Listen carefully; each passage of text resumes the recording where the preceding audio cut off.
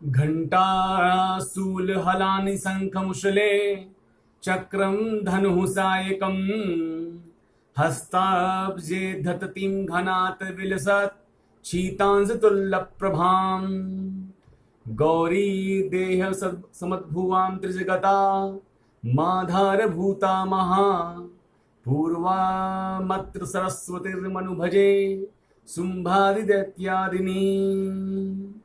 सरस्वती नमः। नमस्कार दोस्तों, मैं अतुल दुबे आपका नॉलेज बूस्टर एकेडमी में स्वागत करता हूं, अभिनंदन करता हूं। जैसा कि आप जानते हैं कि ये वीडियो कुछ विचित्र वीडियो है और विचित्रता लिए हुए है। ये वीडियो उन लोगों के लिए है जो अपनी कुंडली का जो जन्म समय है या इष्ट काल है वो भूल गए, या कुंडली का जो जन्म समय है वो कुछ डिफरेंस में है। बहुत से लोग हैं जिनकी डेट ऑफ बर्थ भी सही है, दिन भी सही है, जिस स्थान में वो जन्म हुआ है वो भी जानते हैं, लेकिन इसके बाद में भी जो जन्म समय है वो एएम की जगह पीएम और पीएम की जगह एएम हो गया है, या 1-1.5 घंटे का जो है अंतर आ गया है, या 5 मिनट का भी अंतर आ गया है। कहा जाता है कि 2.5 घड़ी का भी जो है अंतर बहुत बड़ा अंतर है। 2.5 घड़ी बहुत बड़ी बात होती है। 2.5 मिनट का अंतर बहुत बड़ा अंतर माना जाता है। उससे जो है जन्म लग्न बदल जाती है। तो मैंने देखा कि नष्ट जातकम एक शास्त्र है। उस शास्त्र में जो है लग्न को सिद्ध करने के लिए कि लग्न कैसे सिद्ध हो, लक्षणों के माध्यम से हम लग्न को कैसे सिद्ध करें, ये आचार्यों ने बताया है। लेकिन आचार्यों की जो बातें हैं वो हूबहू मान ही ली जाए आज के युग के हिसाब से, हम जैसे युवक कैसे माने। तो मैंने उस पर शोध कार्य किया, विश्लेषण किया और अपनी बुद्धि और विवेक से उसका गहन अध्ययन और चिंतन करने के बाद में किसी न किसी नतीजे पर हम लोग पहुंचे। उन नतीजों पर जो है हम लोग चर्चा करेंगे और साथ ही साथ में उस मूल प्रामाणिक जो श्लोक हैं उन श्लोकों का भी जो है हम लोग अध्ययन, मनन और चिंतन करेंगे।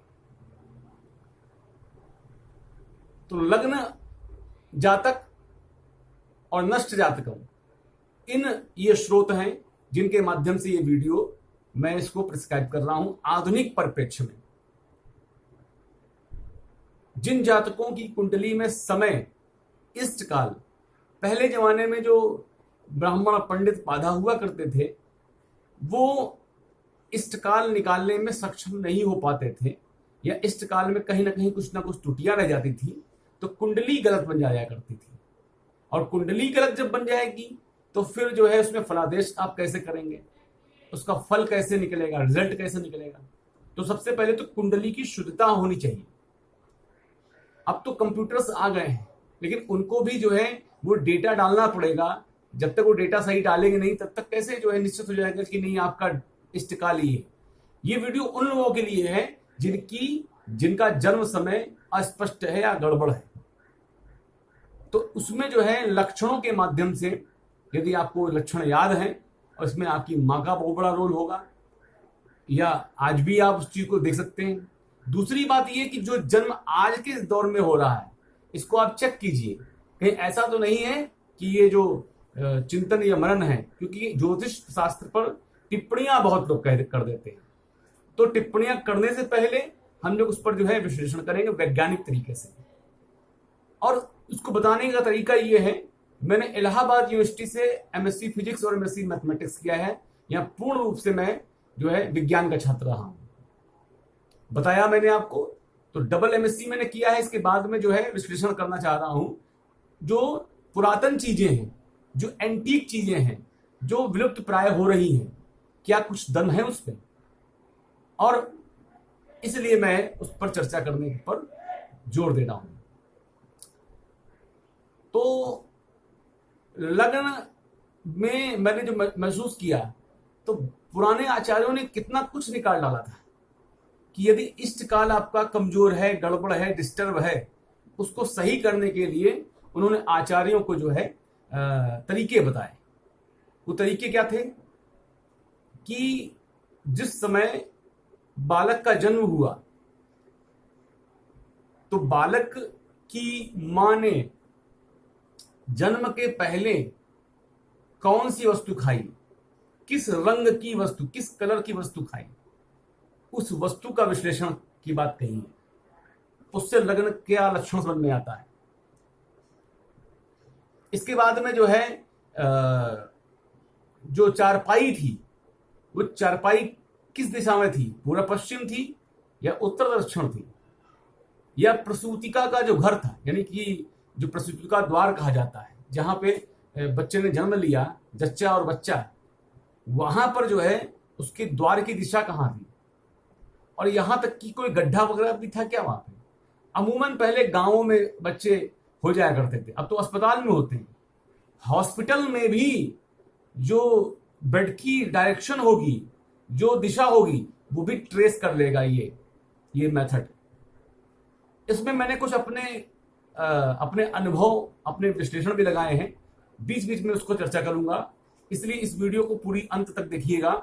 और जो व्यक्ति, और मैं जो है प्रयास करूंगा कि इस वीडियो को इंटरेस्टिंग बनाया जा सके। अंत तक इस वीडियो को आप देखें। तो इसका चर्चा करने के लिए फिर इसके बाद में जो है बच्चा रोया तुरंत या नहीं रोया, या उस पर जो है नर्स थपथपी मारती है तो रोता है, देर से रोया, तो ऐसी स्थिति में आ जाती है कि वो बच्चा रोया, शब्द किया उसने, या निशब्द रहा, या अर्ध शब्द किया। ये तीन ज्योतिष की बातें आई हैं, अर्ध शब्द, निशब्द या शब्द किया उसने। तो इससे जो है लग्न का प्रमाण होता है। लग्न आप जानते हैं, मेष, वृक, मिथुन, कर्क, सिंह, कन्या, तुला, वृश्चिक, धनु, मकर, कुंभ, मीन, ये 12 राशियां हैं, 12 ही लग्न। इस पर मैं ये जो है लग्न की जो वीडियो बनने वाली है, उस वीडियो के पहले की भूमिका है, और इससे जो है हम लोग बहुत ही बारीकी से उन चीजों पर पहुंच पाएंगे जिन चीजों की हमें आवश्यकता है। यदि आपसे अस्पताल में भी गलती हो गई हो, नर्स या डॉक्टर ने गलती की हो, तो इससे जो है अपने लग्न को आप चेक कर लीजिए। जो आधुनिक कुंडली है जिनके पास में, वो भी अपनी जो है कुंडली इससे चेक कर सकते हैं अपने लक्षणों के अनुसार। तो हम लोग जो है चलते हैं।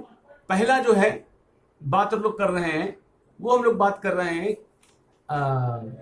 बालक के शब्द के ज्ञान पर, कि बालक जो है जब जन्म लेता है तो जन्म से पहले वो क्या रोया था, या रोया तो निश्चित हर बच्चा रोता है, या थोड़ी देर बाद रोया, या निशब्द रहा, रोया ही नहीं, बहुत देर बाद रोया। तो 2 श्लोक इसमें जो है संज्ञान में हमारे आते हैं, लेकिन इसमें मेरा शोध कार्य भी है और मैंने इसमें जो है कुछ करेक्शन भी किया है। तो पहले आचार्य ने क्या कहा, ये जो है काशीनाथ भट्टाचार्य जी जो बनारस के प्रसिद्ध विद्वान थे, उनके श्लोक हैं, और उन्होंने जो है इसका जो है विश्लेषण किया है, काशीनाथ भट्टाचार्य। शब्दों में शे वृखे सिंघे मिथुने वा तथा तुले, और घट स्त्रियों अर्ध शब्दा शेषा शब्द विवर्जिता। शब्दों में से वृखे सिंघे मिथुने वा तथा तुले, यानी कि इन्होंने कहा कि मेष, वृक, सिंह, देखिए 1 नंबर से कुंडली स्टार्ट हो, देखिए 2 नंबर से कुंडली स्टार्ट हो, 5 नंबर से कुंडली स्टार्ट हो, 3 नंबर से कुंडली स्टार्ट हो, या 7 नंबर से कुंडली स्टार्ट हो, तो ऐसी स्थिति में वो जातक जो बालक है वो रोता है, वो शब्द करता है। लेकिन बस में आई, मैंने क्या कहा, मेष, वृक, सिंह, मिथुन व तथा तुले, ये बच्चे रोते हैं। घट स्त्रियों रद शब्दा शेषा शब्द विवर्जिता, और जो बाकी के राशियां यानी में लग्न है वो घट स्त्रियों रद शब्दा, यानी कहने का मतलब ये है कि वो आधा शब्द करके रोते हैं। और दूसरी बात ये है, दूसरा श्लोक ये है कि मे खत्री पंचानन तौली लगने विस्मत्य सर्वं बहुरोदिति स्म स्वल्पं घटे स्त्रीति शुश्रन्य लगने नो रोदति ज्ञान बलस्य सत्वात् मेषत्री पंचान्न तौल लगने विस्मत सर्वम बहुरोदति स्म स्वल्पम घटे स्त्री सुरन्य लगने नो रोदति ज्ञान बलम सत्वात्। मेष से लेकर त्रि पंचानन मतलब की 5 राशियां तौल लगने विस्मत सर्वम बहुरोदति स्म, यानी कि बाकी सारी लग्नों में जो है बच्चे रोते हैं। अब ये जो श्लोक है, इस श्लोक को मैं कोड डिकोड करने का प्रयास करता हूं। मैंने जो अनुभव किया चीजों को लेकर और अन्य ग्रंथों में, मानसागरी में या जो और पुस्तकें हैं उन पुस्तकों में भी चीजें आई हैं, लेकिन मैं उन चीजों को इतना प्रामाणिक नहीं मानता हूं जो प्रामाणिक हमारे पूर्वजों ने जो ग्रंथ के द्वारा बताया। उसमें उन्होंने कहा कि मेष में, वृख में, सिंह में, मिथुन में और तुला में, ये बात कही, इसमें शब्द करता है। लेकिन मेरा यहां पे कहना है कि वृख लग्न में भी जो है शब्द नहीं करता है, यानी बच्चा जैसे जन्म लिया तो तुरंत रोता नहीं है बिना उसको थपथपी मार के। वृख लग्न में कहीं कहीं पे मिथुन लग्न की बात भी आई है, तो वृख और मिथुन में विवाद है, या कह दिया जाए दोनों लग्न हम ले सकते हैं, अगर विवाद की स्थिति हो दोनों लग सकते हैं। वृष और मिथुन ये दोनों लग्नों में विवाद की स्थिति क्रिएट हो जाती है। बाकी मेष में, सिंह में, तुला में कोई विवाद नहीं है, इसमें बच्चा घट मतलब शब्द करता है। लेकिन वृक और मिथुन लग्न में, यानी 2 नंबर और 3 नंबर से कुंडली स्टार्ट है आपकी, तो बच्चा पैदा होते ही रोता नहीं है, उसको जब पीटा जाता है, मारा जाता है, तब रोता है। तो आप लोग यदि ये वीडियो देख रहे हैं तो बताइए क्या आपकी कुंडली 2 नंबर से 3 नंबर से है? ये विवाद का है, ये मेरा विश्लेषण है, इस पर आप चेक कीजिएगा, और बाकी सब में सामान्य रहता है। इसके बाद में जो है हम लोग बात करते हैं कि जिस वक्त बच्चे का जन्म हुआ उस समय मां के अतिरिक्त कितनी स्त्रियां थी, यानी प्रसूता के समीप जो स्त्रियों की संख्या है उस पर चर्चा करते हैं। तो आचार्य जी कहते हैं कि मीने मेखे च द्वे नार्यो अचत्वारि वृषकुंभयो मकरे मिथुने पंचबाणश्च धन कर्कर अर्कयो अन्नलग्ने भविस्त्रीणि प्रवदन्ति मनीषणा। जन्म समय में यदि मीन अथवा मेष लग्न, मीने मेखे द्वयो भार्यो कह लो या द्वयो नारियो कह लो, नारियां यानी कि मीन मेघ में जो है 2 स्त्रियां हो सकती हैं। मीने मेखा, मीने मेषे च द्वयो भार्यो, 2 स्त्रियां। चत्वारि वृषकुंभयो, 4 स्त्रियां यानी वृषकुंभयो, वृख यानी 2 नंबर, और कुंभ यानी मकर कुंभ यानी 11 नंबर से, 11 नंबर से कुंडली स्टार्ट हो, वहां पे 4 स्त्रियां। मकरे मिथुने पंचबाणश्च, अगर मकर लग्न है और मिथुन लग्न है तो 5 स्त्रियां। धन कर्कयो, और वृष और कुंभ लग्न है तो 4 स्त्रियां। अन्य लग्ने भविस्त्रीणी, और जो अन्य लग्न है, अन्य कौन बची?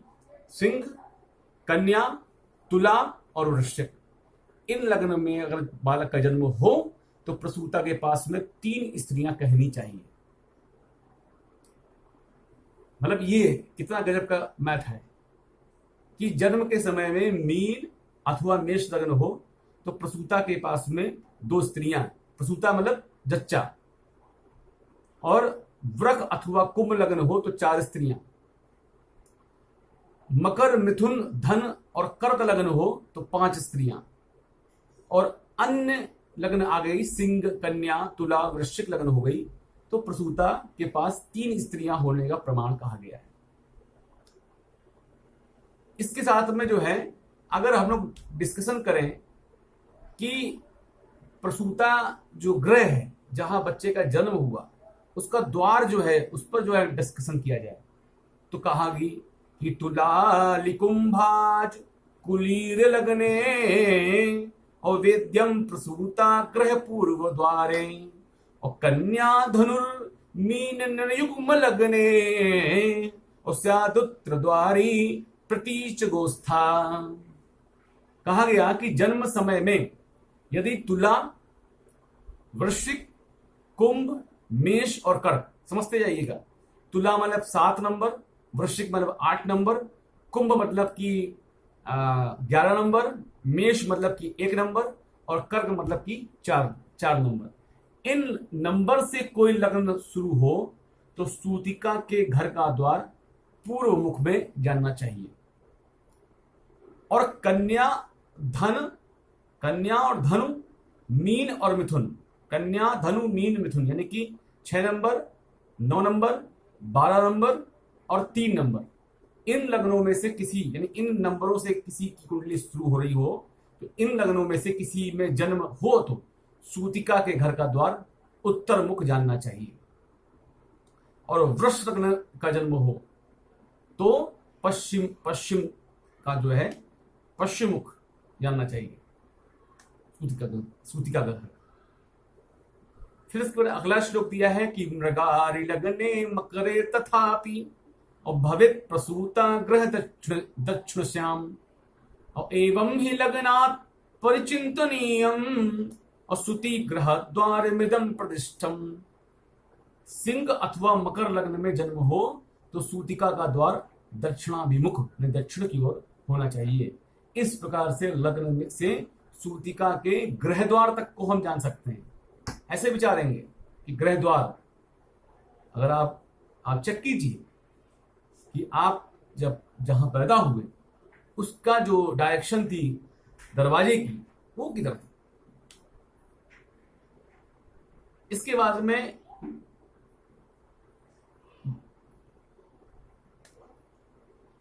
बड़ी महीन बात एक और है। प्रसूता के समीप कोई कुमारी स्त्रियां यदि हो, आदि स्त्रियां, वो बात मैंने बताने चाह रहा हूं कि पापैश्य विधवा नारी कुरेरपि कुमारिका सौम्य ग्रहेश्च शुभगा सूतिकायां विधीयते। लग्न और चंद्रमा के बीच, यानी कि अगर लग्न देख लीजिए और चंद्रमा कहाँ है, उसके बीच में जितने पाप ग्रह हों उतनी स्त्री विधवाएं साथ में हों, और जितने क्रूर ग्रह हों उतनी कन्याएं हों, और जितने शुभग्रह हों उतनी सौभाग्यवती स्त्रियां सूतिका के पास रहनी चाहिए। सूतिका के पास यानी कि जरूरी नहीं कि वही अंदर हो, बाहर भी कितनी अगर लड़कियां बाहर हैं, कितनी विधवा स्त्रियां हैं, कितनी सौभाग्यवती स्त्रियां हैं, इसको आप चेक कर सकते हैं। टोटल स्त्रियां, लग्न और चंद्र, संबंध उनके बीच में हो या ना उससे मतलब नहीं है, ये बात कर रहा हूं। लग्न और चंद्रमा के बीच में जितने पाप ग्रह हों उतनी स्त्रियां विधवाएं, जितने क्रूर ग्रह हों उतनी कन्याएं, और जितने शुभ ग्रह हों उतनी सौभाग्यवती स्त्रियां सूतिका के पास में होती हैं। अगर लग्न और चंद्रमा के बीच में ये मिला विश्लेषण है, पूर्ण चंद्रमा या बुध हो तो बाला स्त्रियां, शनिश्चर हो तो वृद्ध, भौम हो यानी मंगल तो कर्कशा स्त्रियां, यानी स्त्रियों का स्वभाव बताया जा रहा है। यानी कि अगर भौम हो तो कर्कशा, सूर्य और बृहस्पति हो तो सुंदर संतान वाली, और शुक्र हो तो कर्कशा और वृद्धा स्त्रियां ये हो सकती हैं। समझिए बात को। लग्न और चंद्रमा के बीच में यदि पूर्ण चंद्रमा या बुध हो तो जो स्त्री ऐसी होती है, तो शनि अगर उसमें चंद्रमा और बुध हो और तो बाला स्त्रियां होती हैं, मतलब बहुत ही कम उम्र की स्त्रियां होती हैं। कुमारिका बहुत ही 16 या 20 से 25, आज के दौर में 16 से 24 साल की स्त्रियां जो हैं वो बाला स्त्रियों के अंतर्गत आ रही है, 25 साल तक। शनिश्चर हो तो वृद्ध स्त्री, भौम हो तो कर्कशा स्त्रियां। कर्कशा स्त्रियां मतलब बोलने में बहुत तेज तर्राक, तेजस्विनी, थोड़ा तेज बोलने वाली और खराब भी बोलने वाली। सूर्य और बृहस्पति हो तो सुंदर संतान वाली स्त्रियां, यानी इनके सुंदर संतानें हो। शुक्र हो तो कर्कशा और वृद्धा स्त्रियां होती हैं। तो ये चीज है। 16 वर्ष तक जो स्त्रियां होती हैं वो बाला कही गई हैं शास्त्र में, 30 वर्ष तक की तरुणी कही गई है, 55 वर्ष तक की प्रौढ़ा, और इससे ऊपर वृद्धा कही गई है। तो ये तो निर्णय है, लेकिन आज के युग में ये चीजें उतनी महत्व नहीं रखती। तो ये चीज है। मेघ, वृक, मिथुन, सिंह, तुला लग्न में उत्पन्न जो बालक जो होता है सब ज्ञान भूलकर रोता है। कुंभ, कन्या लग्न में थोड़ा सा रोता है। कर्क, वृश्चिक, धनु, मकर और मीन लग्न में उत्पन्न बालक ज्ञान बल, अपना सारा ज्ञान बल के कारण, यानी कि उसको ज्ञान बल नहीं रहता, इसलिए रोता नहीं। तो ये तो नियम है, लेकिन यहां पे वृक और मिथुन पर विवाद है, इसलिए जो है ये आप हमें खुद बताएंगे कमेंट बॉक्स में जाकर कि क्या चीजें हैं। तो इस वजह से इस लग्न की जात पहचान होती है। यदि मेष लग्न की बात कहीं आ रही हो, अगर मेष लग्न का चेक करना हो, तो लाल रंग की वस्तु मां ने खाई होगी जन्म से पहले। वृक लग्न यदि की बात हो रही हो तो सफेद कलर की वस्तु खाई हुई, यानी दूध इत्यादि पिया होगा, या सफेद बर्फी खाई हो, या कुछ ऐसा, यानी सफेद रंग की वस्तु खाई हुई। मिथुन लग्न की बात आ रही है तो कुछ हरी सब्जी निश्चित रूप से खाई होगी, हरा तत्व खाया होगा, या मिक्स कोई वेज खाई होगी, या कुछ मिक्स चीजें खाई होगी।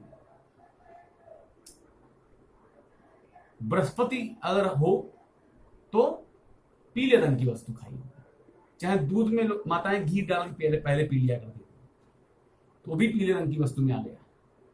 शुक्र यदि हो तो सफेद रंग की छेना खाया हो, या सफेद रंग की कोई वस्तु। शनि हो तो बैगन की सब्जी हो सकता है खाई गई हो, क्योंकि बैगन नीला होता है, नीला या काला रंग लिया गया। राहु तो शनि की वजह से। तो अगर मकर कुंभ की बात आती है तो ये आता है। अगर धनु मीन की बात आती है तो पीले रंग की वस्तु खाई होगी। और सूर्य यानी सिंह रंग की बात आती है तो लाल पीला युक्त, लाल आधा पीला, इस रंग की वस्तु मां ने खाई है। इसके बाद में जो है हम लोग बात करेंगे दिशा की, कि जो चारपाई का जो सिरहाना है उसकी बात करेंगे। ठीक है, यहां पर जो है सिंह और कन्या, धनु, मीन, कर्क, मेष और तुला, अगर सिंह है, कन्या है, धनु, मीन, कर्क, मेष, तुला, मैं सिंह मतलब 5, कन्या मतलब 6, फिर धनु का मतलब 9, मीन का मतलब 12, कर्क का मतलब जो है 4, और मेष का मतलब 1, और तुला का मतलब 7। ये इस लग्न में बालक का जन्म हो तो अंतरिक्ष में जन्म कहा गया है। तो अंतरिक्ष क्या मतलब क्या हुआ, यानी छत में, छत पर, यानी कि फर्स्ट फ्लोर में, सेकेंड फ्लोर में, या सैया पे, यानी बेड पर भी कहा गया, यानी जमीन से ऊपर, क्योंकि जन्म तो जमीन पे भी होता है लोगों का। तो छत पर, सैया पर, तख्त पर, यानी कि जो तख्त होता है उस पर जन्म हुआ हो। और शेष अगर वृक, मिथुन, वृश्चिक, मकर और कुंभ लगन हो, यानी वृक माने 2 नंबर से कुंडली स्टार्ट हो, 3 नंबर से कुंडली स्टार्ट हो, 8 नंबर से कुंडली स्टार्ट हो, 10 नंबर से कुंडली स्टार्ट हो, 11 नंबर से कुंडली स्टार्ट हो, तो आपका जन्म भूमि पर होगा, जमीन पर होगा।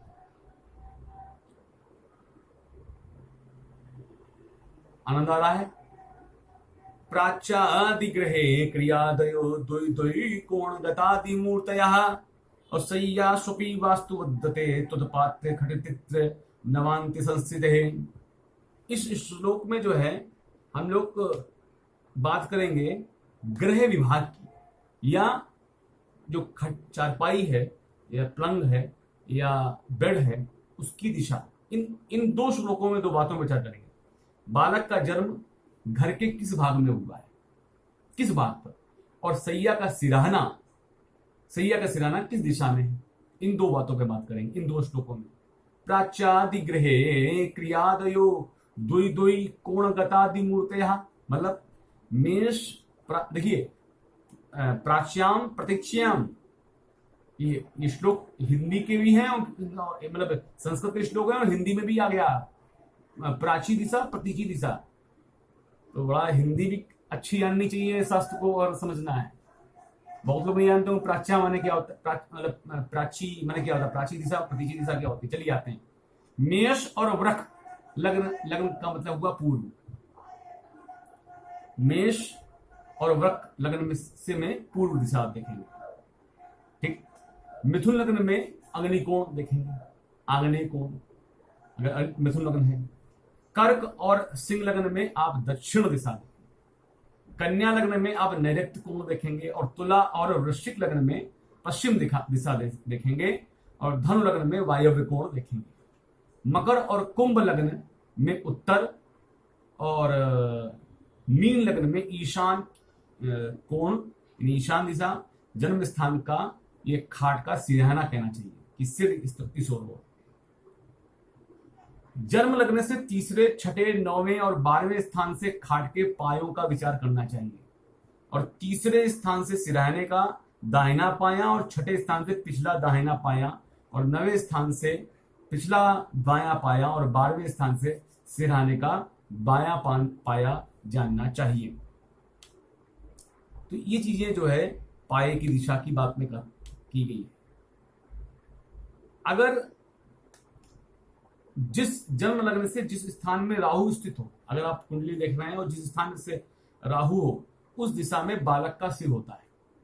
जहां मंगल हो उस दिशा में भूमि खंडित है, यानी कि अगर वहां पे कहीं ना कहीं गड्ढा खुदा होगा, चाहे वो गड्ढा नाले का ही, सीवर का ही गड्ढा क्यों ना हो। और जहां सूर्य स्थित हो उस भाव की दिशा में दीपक, यानी कि लाइट जल रही होगी। आज के युग में जो ट्यूब लाइट है, दीपक है। और जहां शनि स्थित हो उस दिशा में कुछ लोहा जैसा कुछ रखा होगा, चाहे अलमारी, अलमीरा ही क्यों रखा होगा। लग्न से पूर्व दिशा चतुर्थ भाव में उत्तर दिशा और सप्तम भाव में पश्चिम दिशा और दसम भाव में दक्षिण दिशा। यानी कि अगर लग्न की बात बनाए, लग्न चार्ट बनाइए और जो लग्न की बात आती है उसमें उसको आप दिखाइए पूर्व दिशा और सप्तम भाव को दिखाइए पश्चिम दिशा और चतुर्थ भाव को दिखाइए उत्तर दिशा और दसम भाव को दिखाइए दक्षिण दिशा। सारी डायरेक्शन आपकी निकल गई। ये मैंने आपको हिंट दे दिया। तो ये चीजें रही। तो मुझे लगता है कि इससे आपका इष्ट मिल जाएगा। बहुत सी चीजें हैं कि जिस समय बच्चे का जन्म हुआ तो पिता उसके साथ में थे या परदेश में थे या जेल में थे, बंधन योग था कि किसी ने पकड़ रखा था। ये सारे गणित हैं हमारे पास, सारे गणित हैं और सारे सूत्र भी हम जानते हैं, जिससे कि जो है हम बता सकते हैं कि किस लग्न में जन्म हुआ। यदि आप इंटरेस्ट दिखाएंगे तो मैं आपको बड़ी बारीकी चीजें बताऊंगा। हाथ से कुंडली कैसे बनाई जाएगी, हाथ से लग्न को कैसे डिसाइड करेंगे, ये भी बताऊंगा मैं। लेकिन वो तब जब जो है आप इसको ज्यादा से ज्यादा शेयर करेंगे, इसके व्यूवर्स बढ़वाएंगे, लाइक करेंगे, शेयर कीजिए। इस चैनल को सबसे ज्यादा सब्सक्रिप्शन मिलने चाहिए। तो इसकी गूढ़ रहस्यों का जो है उद्घाटन हम लोग करेंगे। और अभी बस इतना, अभी बहुत बताने का मन था, लेकिन इतना जो है आप समझिए और आप अपनी कुंडली को चेक कीजिए। वीडियो में कोई बात समझ में नहीं आ रही है तो कमेंट बॉक्स में आकर मुझे बताइए कि ये बात समझ में नहीं आई, और साथ ही साथ वीडियो को दोबारा पुनः देखिए, आप समझेंगे। थोड़ा दिमाग लगाइए। और राशियों के स्वामी तो सामान्य सब ज्योतिषी जानते हैं, कौन सी राशियां हैं सब जानते हैं, लेकिन ये बारीक चीजें समझने का प्रयास कीजिए, जिससे कि आपके ज्योतिष विद्या के ज्ञान में धार आएगी और सामान्य से व्यक्ति लोग भी इसको सीख सकते हैं। मुझे लगता है कि मैंने आपको बताने का प्रयास किया। ये जो वीडियो है ज्ञान की तरह लीजिएगा और कुछ नया विशेष अनुभव आपको मिले इसमें तो मुझे जरूर अवगत कराएं। नमस्कार।